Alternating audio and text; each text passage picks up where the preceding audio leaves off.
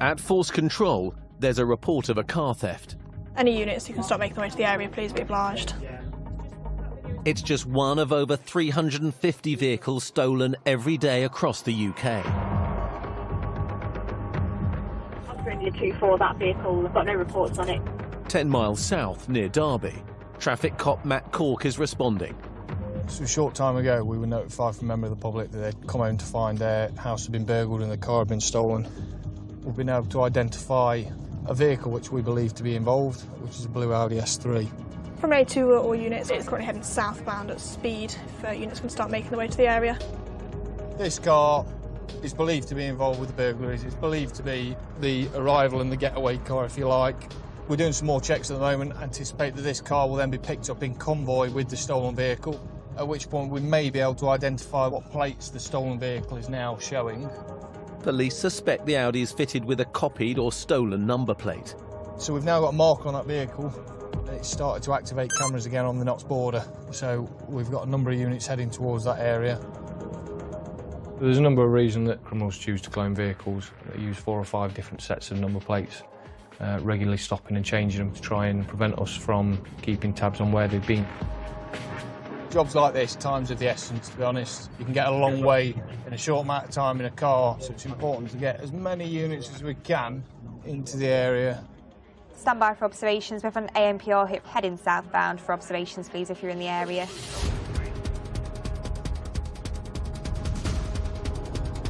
In the north of the county, traffic cop Martin Carter joins the pursuit. It's an extremely fast car, and at the minute we're just trying to play catch-up with it. And Notts Police have stated they're unfamiliar with the area, so they've asked me to take the lead. As Martin tries to keep up, a police plane tracks the suspect car. Paz 81 is now overtaking on a solid white line. And Paz 81 is continuing now, going through a red light on a temporary roadworks. He's driving well in excess of the speed limit, going through red traffic lights. He's been overtaken on solid white lines. Approaching the mini roundabout, stand by. Cancel, he's done a right, and immediately parked up, stand by. Looks like I've just got 2 rear occupants out. Looks to be changing number plates. He's now off again.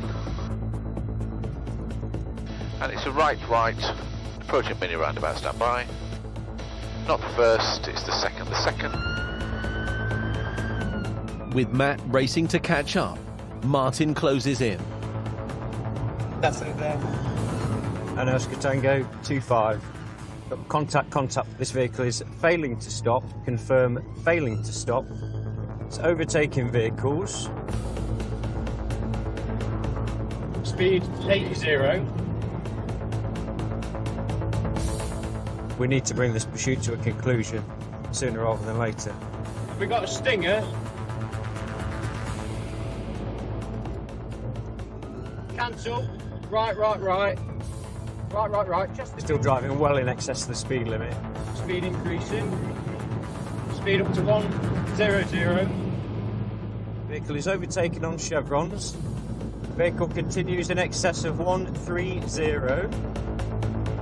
There is a massive amount of risk, both to myself, to my colleagues, to members of the public, and to these people that are trying to get away. At that moment in time, they've got nothing to lose. They're not thinking about the risks they're taking. Vehicle is currently getting out of sight. NPAS, retake control of commentary, please. NPAS 81 approaching the roundabout, stand by. He's gone wrong side on the roundabout. He's taken the third. This driver's well aware that he was being pursued. At the moment, I imagine he's probably not aware of the fact that NPAS are above him. From track, we know to buy South Yorkshire as well, please. NPAS 81, he's done a right into a housing estate. It looks like it's going to be a dead end, stand by. NPAS 81 vehicle comes to a stop. NPAS 81, I've got 4 occupants out. While the police plane tracks the suspects, Martin and Matt are nearby. They've driven it down a dead end. I think they've got 4 people jumped out and legged it. To that unit you've just got past, turn around. MPAS 81, suspects have come out. Yep, that's those on your left.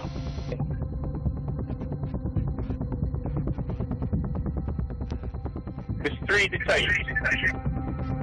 3 suspects are under arrest. Some 6-3 is out Club here. One has jumped over the hedge into the gardens. But one more has escaped. MPAS 82, correction 81. Yeah, those officers just through that hedge. Turn right, turn right. It's a Knott's job, Coming up, isn't it? Yes, yes, that's where I last saw him. I haven't seen him come out yet. as the hunt for the runaway suspect continues, I can hear him in the garden where you were. Matt and Martin find some suspicious items. Got some jewellery in here. Expensive watch in the back as well.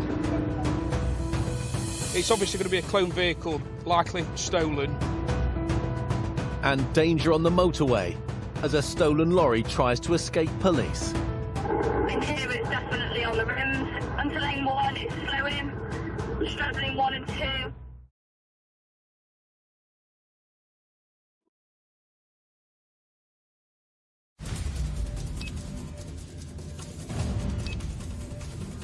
MPAS 81, suspects have come out. That's those on your left.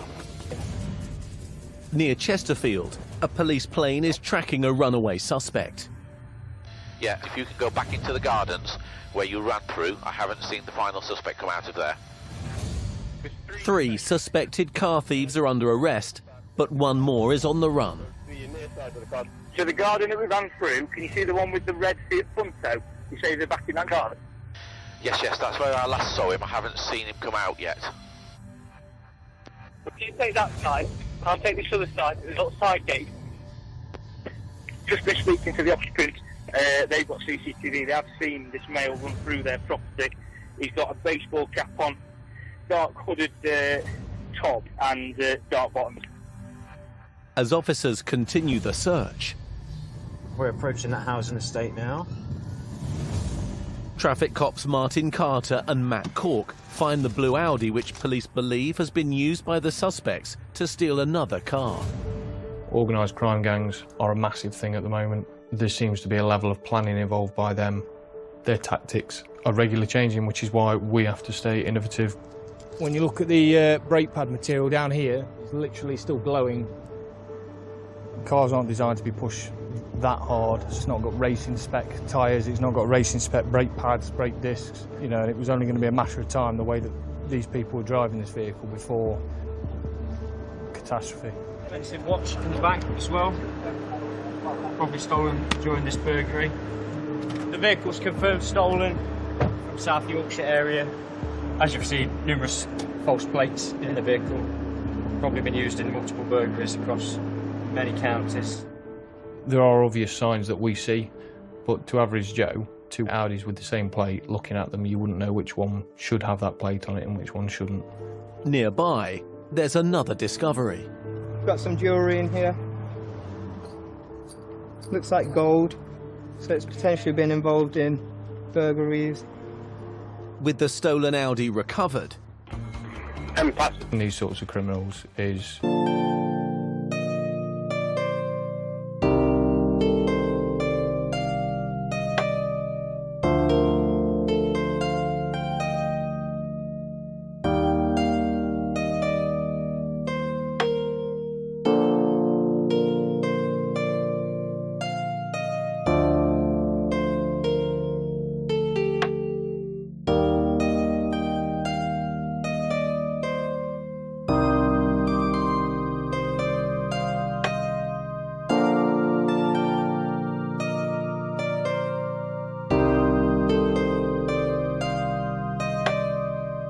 To 9, I'll start come towards the M1.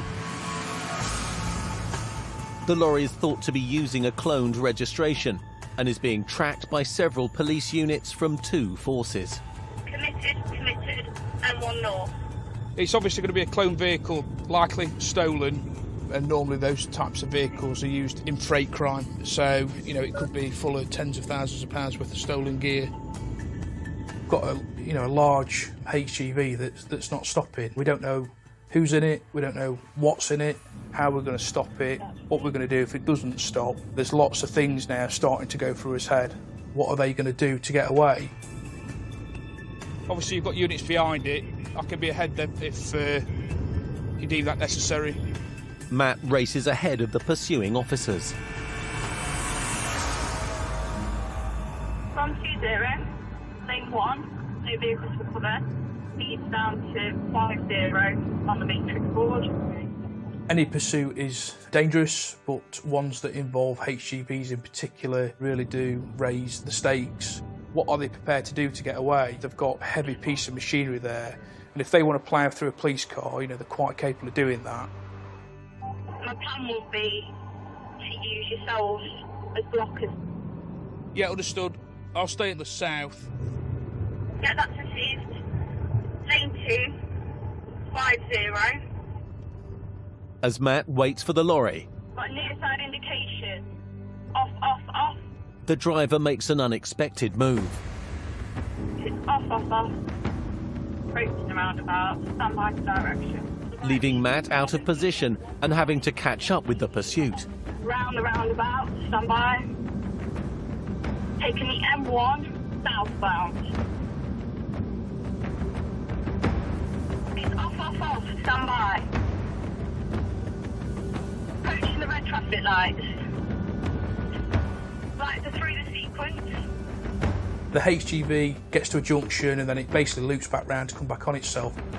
And for us that is a bit of a problem because we're always then trying to second guess where it's going, what it's doing. Lane 2. Looks like we're doing a reciprocal. Stand by. Not 3. Not 3.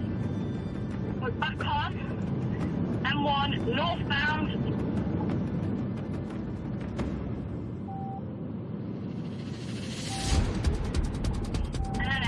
Have we considered MPAS at all? MPAS considered, but we're out of time, I'm afraid. Have we got any other RPG units further up the motorway? You're going to pass it on the opposite carriageway, it's like, going to be here somewhere. That's it there. Lane 1, speed 60, just past the half-mile mark, 300, 200, 100, stand by. Got an offside indication going into lane 2. As officers ahead move in for a stop, Matt holds the traffic back. 73, we've got a block off southbound. Really going to be possible for a lane 1 stick. Yeah, that's received. The important thing for us is to get this vehicle stopped and to get it stopped safely, causing the least amount of damage and risk as possible. We need specialist equipment like getting the appropriate stinger ahead of it to puncture its tyres. And 829, back of the stick, I've got safety. I've got the block on the north. From Stinger, we are now your rear safety. Got traffic in the distance, but still got quite a sterile area. Further ahead, officers lay a trap to burst the lorry's tyres. Stinger is basically just a plastic strip, full of hollow spikes that we can throw and deploy, in front of a vehicle that's failing to stop. The spikes need to be bigger to puncture a HGV's tyres to what would be required to puncture a car tyre. And trying to get that mobilised takes some planning. The vehicle's been stung, not sure how many tyres. Vehicle's slowing, 10. Quite a strong smell coming from the HGV. Lane 2, 55, it's swerving, still lane 2. In here it's definitely on the rims. Onto lane 1, it's slowing, straddling 1 and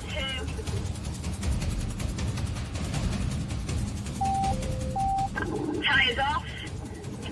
Into lane 3, still travelling.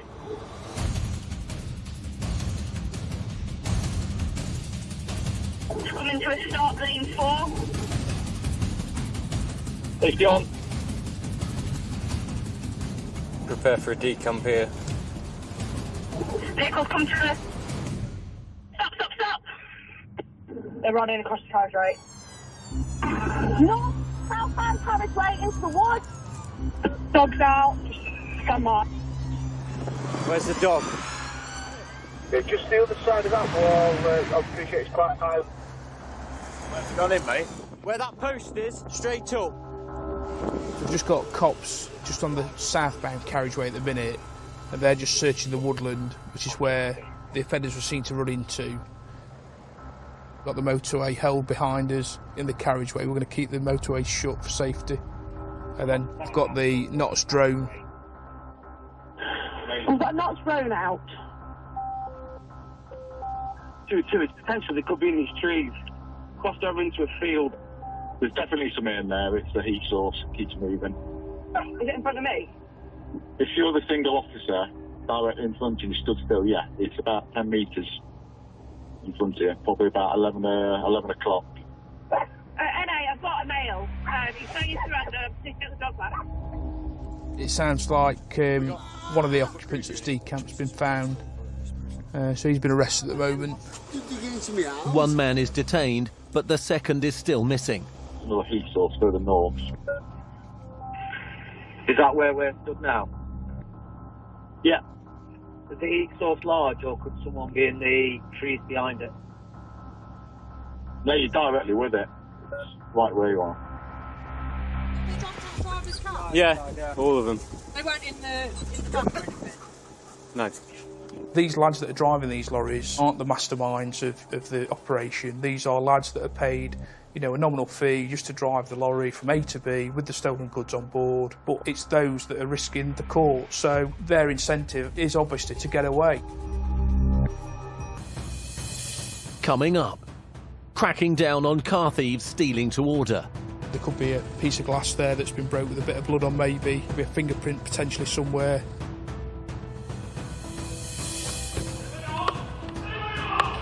And Sergeant Scott Riley is on the hunt for motorbike thieves.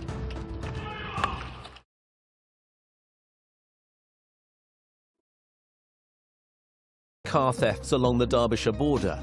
Officers in unmarked cars are deploying to the area. All right, mate. I'll see you up there. Yeah, all right. See you in a bit. I've just had a quick chat with some of our colleagues who are obviously aware of the issues up at the north of the county with all the burglaries that we're suffering from.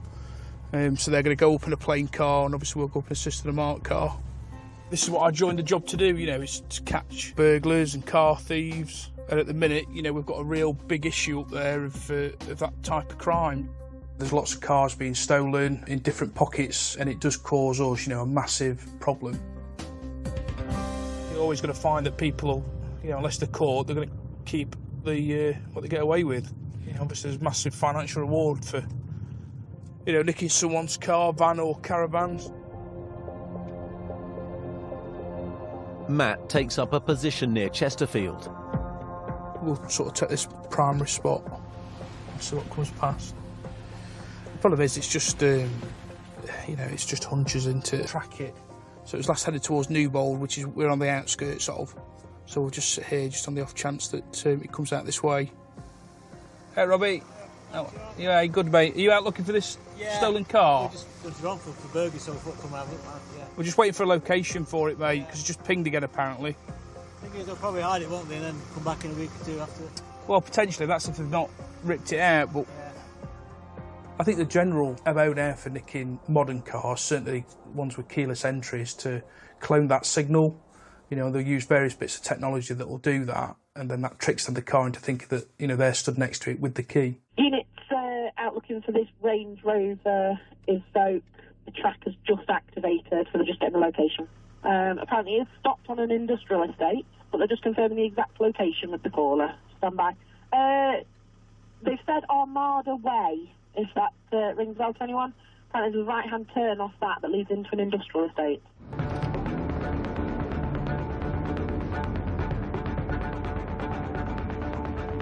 We're not far off now. Where it's last pinged, it's around this corner. Yeah, I think I've got it parked up, abandoned.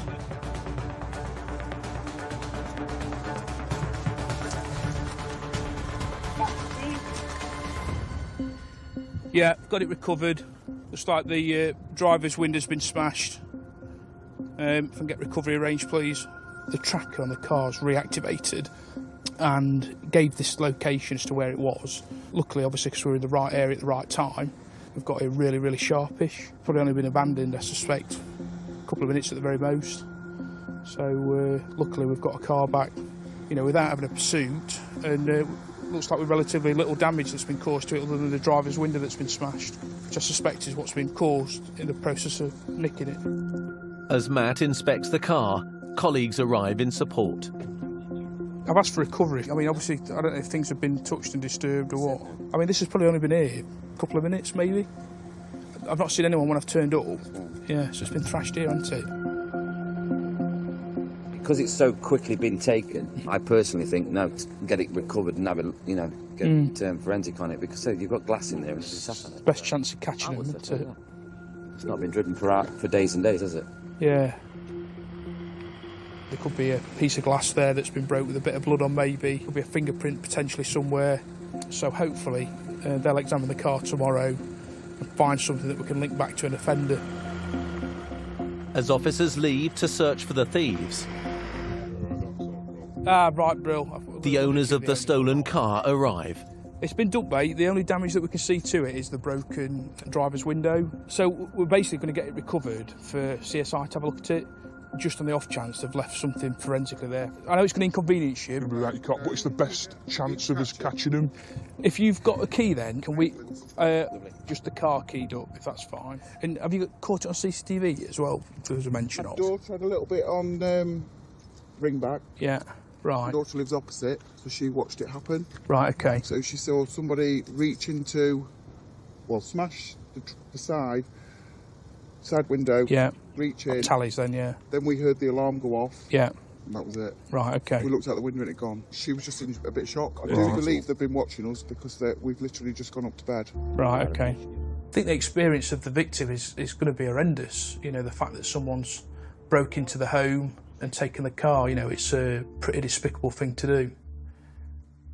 The problem with modern cars nowadays is your key's always emitting a signal. Right. And what these crooks do is they'll come with, you know, an antenna and a piece of software. It basically acts as a go-between between the car and your key. Yeah. Hence why they can start it and not have the key. In future, you need to look at buying a Faraday bag. It's basically a foil-lined bag. Just at night, just pop your keys into it. Right across the grass.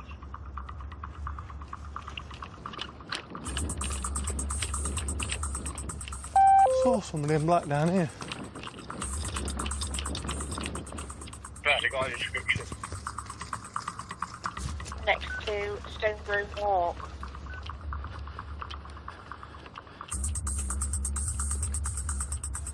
I saw somebody in black, but I think it was you. Where did they go from the bike? Cross. Oh, straight over the road. One's come down this direction.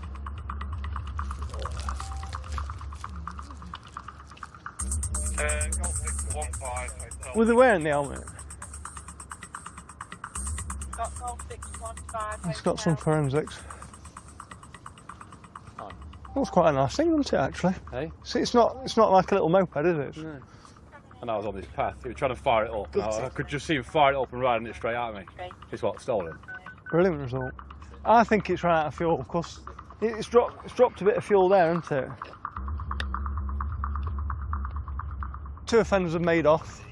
We've just got a dog unit coming to the area now, trying to see if they can track. The difficulty is 3 officers have been out, so that will disturb the track for the dog. But if the dog does pick a track up, then we'll be game on because there's nobody else out on the streets at this time of night. We know that we're looking for 2 young offenders, probably late teens, early 20s. What I'm going to do now is just go around in the plain car and see if we can pick anybody up.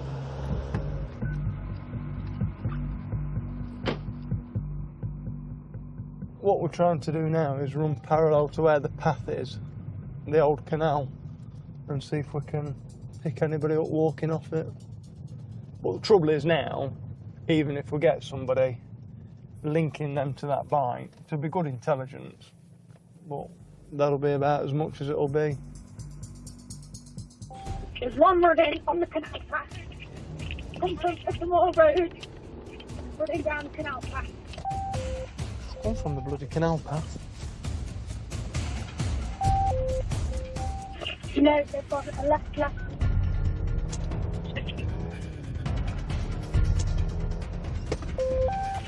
Possibly gone into the housing estate left. Ah, where all the police vans are.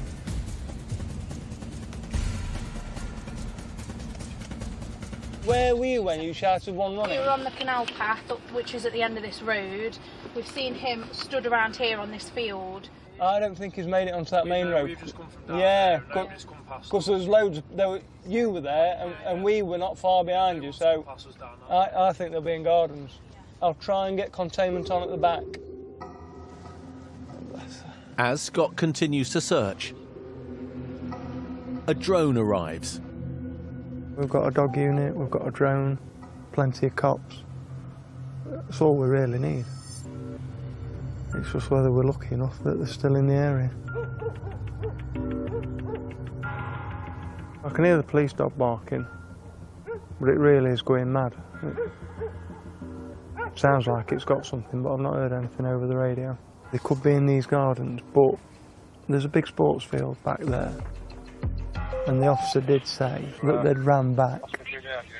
So if I was a betting man, I think they'd be more likely to be in those fields there. The drone uses thermal imaging to detect heat sources. That's now doing the work of a dozen officers, really. Truth be told, you could never search these gardens and be 100% satisfied nobody was in them, whereas that drone can be 100% satisfied, because if there's no heat sources, they're not there. But despite an intensive search, there's no sign of the suspects. They've not picked any signals up. They've made their way out of the area. And that means we can get back in as cars quicker and go and search in other locations.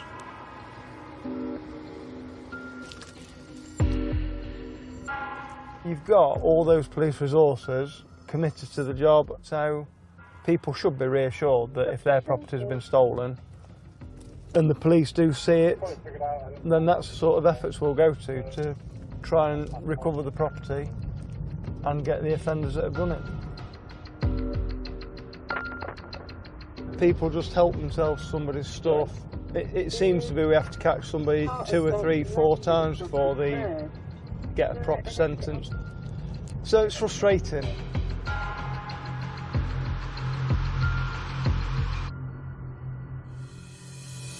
Coming up, it's just been cannibalised. Thieves target high-performance cars for parts. Believe it or not, stuff like this does end up back on the road.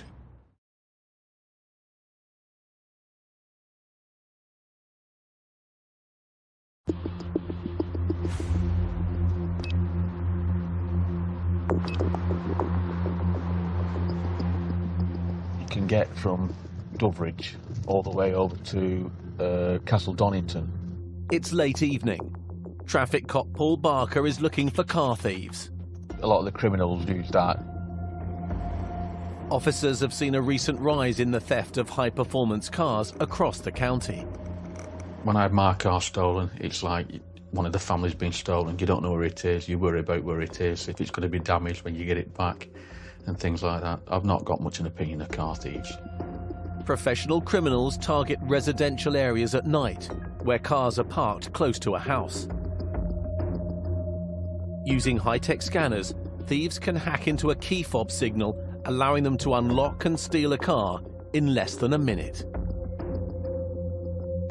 Vehicle crimes, they're not victimless. People have got the car, they might need it for work the next day. If the van's stolen, they've got all the work tools in that. And if they've broken into the house to steal the car, then people have to deal with somebody being in the house. It does have a big impact on people. We've got reports that found stolen vehicle. It's currently just parked in the middle of the street. Units are able to go and check that one out, please. There's been a report of a stolen vehicle being dumped. It's been stripped, and then the shell's just been dumped in Normanton to dump the car off. At the scene, Paul's colleague, PC Rich Morris, has found the car. We've got a stolen AMG. Whoever's had it last knows it's stolen because you've got a VIN in the windscreen, but you've also got a visible VIN here which has been scratched out. So the people that have had this, they know what they're doing. A VIN number is a vehicle identification number. Everyone is unique to every vehicle. So criminals will try and either alter or deface that VIN number so that that car can't be identified as its original vehicle. My guess is somebody on this road has bought it with the intention of getting it back on the road. in a few weeks' time. New interior, one careful owner, 20 grand, it's yours. Do you want it? The interior would have been worth some money anyway, so it's basically been, it's just been cannibalised. I mean, it's absolutely destroyed. Doors, interior, taken off. There's thousands of cars get stolen every year, and they're then chopped up or they're put on different plates and sold on. High performance vehicles are regularly being stolen.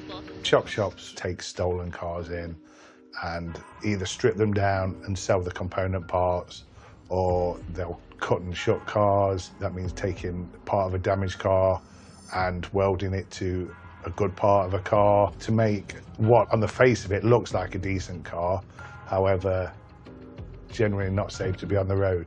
We've seen cars that have literally just split apart because they've just been welded together. Whenever you're buying a car, it's always important you check the heritage and the history of it, because believe it or not, stuff like this does end up back on the road, and that's a worrying thing. Somebody's a few quid down, this is never going back on the road. The insurance company will have it back now, and I'm pretty sure that they'll write it off. It would have been somebody's pride and joy, and it's ended up here, middle of this residential area at midnight, just like this, blocking the road. As the stripped-out car is taken away for forensic tests, Paul heads back on patrol. It's rare that we come across a carcass like that because they just disappear. I think they end up in a chop shop somewhere. Minutes later, Paul's in-car computer triggers an alert. Stolen from street overnight. No keys taken. When found to recover. Inform Derbyshire Police. So the NPR has just pinged up on a van that's stolen. So I guess tonight is the night for it. Car theft can take a lot of resources to police. When somebody's car's stolen, we have to send units to try and find it, which then takes us away from our core policing of keeping the roads safe.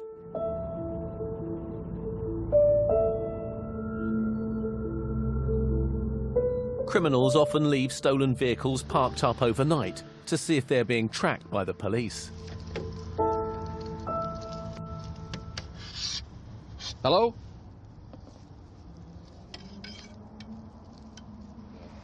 This has been reported stolen, and it's just pinged up on my ANPR as stolen, and yeah, they've confirmed it is stolen, so we'll have it recovered now. Another one to be returned to the owner. It's all secure, but it's in a position where it can just be dragged up. For us on the Roads Policing Unit, dealing with stolen cars, we deal with them all the time. It's annoying. We've just been to a vehicle that's been stolen and then stripped and dumped in the street, and on the way back from that we've just found another stolen vehicle but intact, so another one to be recovered. One's a 30 grand car, this one's about 10. If you've got something and somebody else wants it, they'll come and take it. The insurance companies have to pay out, but at the end of the day society as a whole have to pay because the premiums go out, so at the end of the day it is a society problem.